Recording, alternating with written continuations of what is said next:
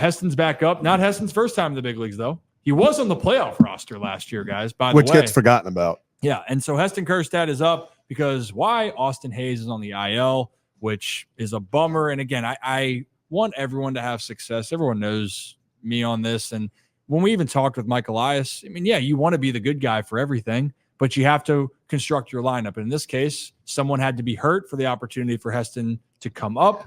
Austin Hayes is out. Heston Kjerstad is up, and hey, it's not. He's swinging the bat extremely well. The Tides would lose a lot of games, but Heston Kjerstad was hitting some bombs. So let me ask you this: were you surprised it was Heston?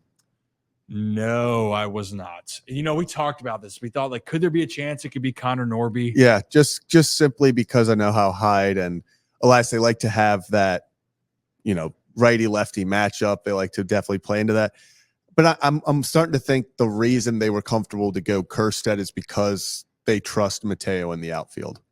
And I guess, well, Ryan O'Hearn's a lefty as well, but, you know, they have other options out there. If they want a right-handed bat, they can put Mateo out there. But I did think it was going to be Connor Norby's shot. Like, that would be the perfect storm. They want a right-handed batter in.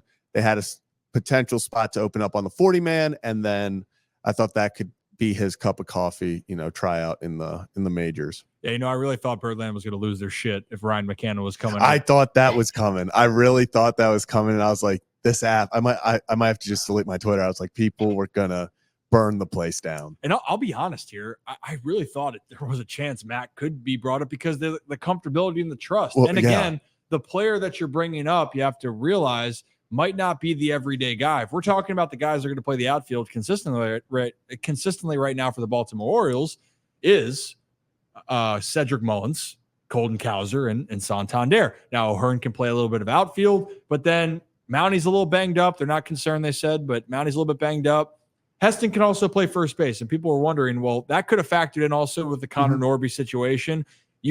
How I looked at it as they wanted to get their best bat up right now. And in their mind, and I believe this, I told you guys this last year, I thought Heston can challenge anybody offensively numbers-wise. I thought he's a great pure hitter. You know what he does great?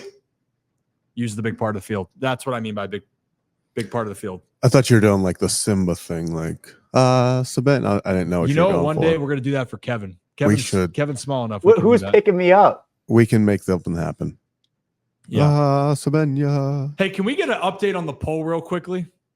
Yeah, sorry, my computer was about to die, so I had to close it. But I will pull it up. I think what last I checked, Kevin Oki was winning, and it was like 70. Is it still? Well, I just saw someone said, "How is let me put my poems in you not winning?" Yeah, I agree, Jeremiah. I do not agree. I don't want any poems in me.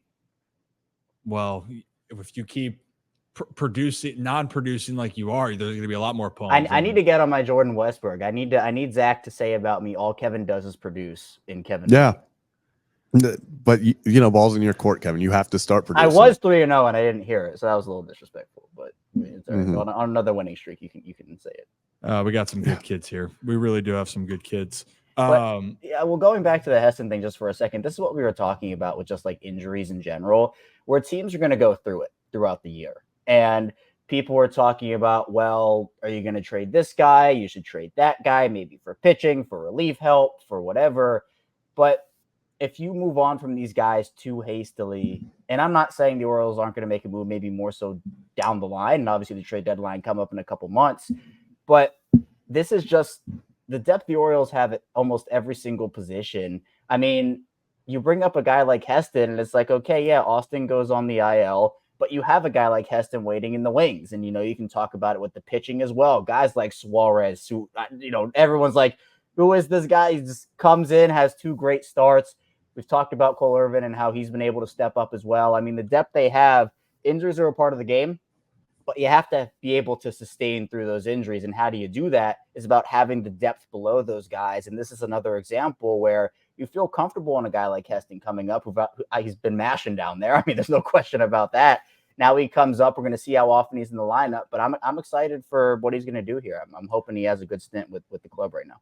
I think people also need to realize that I do believe he's going to get opportunities, but he might not be asked to be in the lineup every single day, especially when a left-handed pitcher's on the mound. And we heard, and this is what I think I've tried to allude, and I was so happy that that I had Kowser and Westberg explain this, because I told you guys personally this off the air.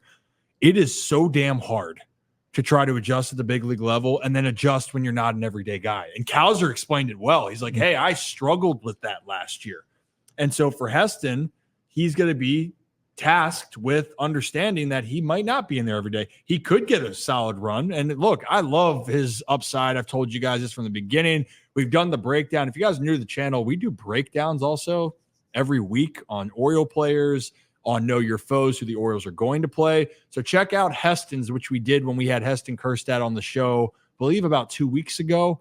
Yeah. And so Heston, last year when he came up, you know, it was a limited sample size, but he got 30 at-bats, 7 hits, a double. His first hit was a jack, if I'm not mistaken, right? That cutter inside from Eflin, smacked it into the night at Camden Yards. Yes, they lost the game, but Heston's got that power. Also to make hit a late inning Oppo Taco against the Astros in a big game. So yeah, I'm not even, he proved that he was also built for the big moment. And I think we all kind of agree. I know me and Ryan do. Kevin, we've talked about it as well. Heston's that kind of bat that is special in the fact that, as you just said, he uses the big part of the field. He will go gap to gap with power, and he's not afraid to poke something over the left field wall to go opposite field.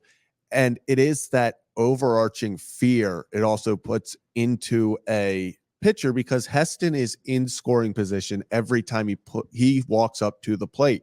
He has unlimited power. You know, we all joke about that he could be the first guy to hit the warehouse, and that's a true testament. Obviously, we will see if anyone ever does, but it's a true testament to how much power people truly believe he has, because you're thinking this guy could pull a ball 500 feet. He has that power and the hand quickness to pull on the inside pitch. Like you said, Zach Eflin, who was one of the best pitchers in the league last year for the Tampa Bay Rays, was pretty much mowing down the Orioles all game that day. It was actually Adam Jones' night, Say Connect jerseys, which O's don't have a great record in Say Connect jerseys.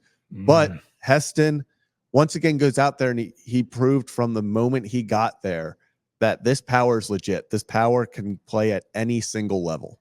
Yeah, and you know what? And what is my philosophy with hitters, guys? What do great hitters do? Either Kevin? Produce. Well, they use the whole field. There, ding, ding, ding, ding, ding, ding, ding, ding, ding, ding. We get the cowbell. You know what? Ding, ding. Yeah, ding, ding, ding, ding. Oh. Do we have the hold on. Oh well, I was good. Rocco, what's your opinion? You're gonna hit the wrong, I can tell. Let's get Rocco's opinion real quickly. Yes. I think that's Rocco's best point of the day. If you guys didn't hear Rocco speak there, it was, I agree with Ryan, because I think he's super insightful and he uses the whole field. I've taught Rocco really well. So Heston even said it. He goes, hey, he goes, yeah, I can probably pull a ball, hit it far, but that's not my goal. That's not my plan. I'm trying to stay big part of the field because that's where I can do most of my damage, and that allows me to stay on every pitch. And if you watch Heston's home runs, you see it left center, dead center. And if he hits a pitch to right, it's usually a breaking ball or something that's moving in, or he just drops the bat head down and goes whammy. That thing is getting shot into the night. And that's what happened in Charlotte. It was a cutter slider coming in. Heston just dropped the barrel to it, and that ball was smoked. But a lot of his home runs are to the biggest parts of the field. And who also has been doing that quite a bit for the Orioles so far? Colton Kowser and Gunnar Henderson and Jordan Westberg. A lot of people. Jordan Westberg. Zach. Is that who you're trying to get? You didn't give me a ding, ding, ding, ding, ding. Okay, here you go, Kevin. Well, in my defense. Thank you.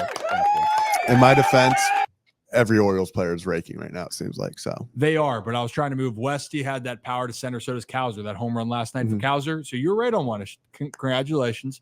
But you're seeing when guys can use the whole part of the field, it makes them complete players. And that's what we're trying to allude to here.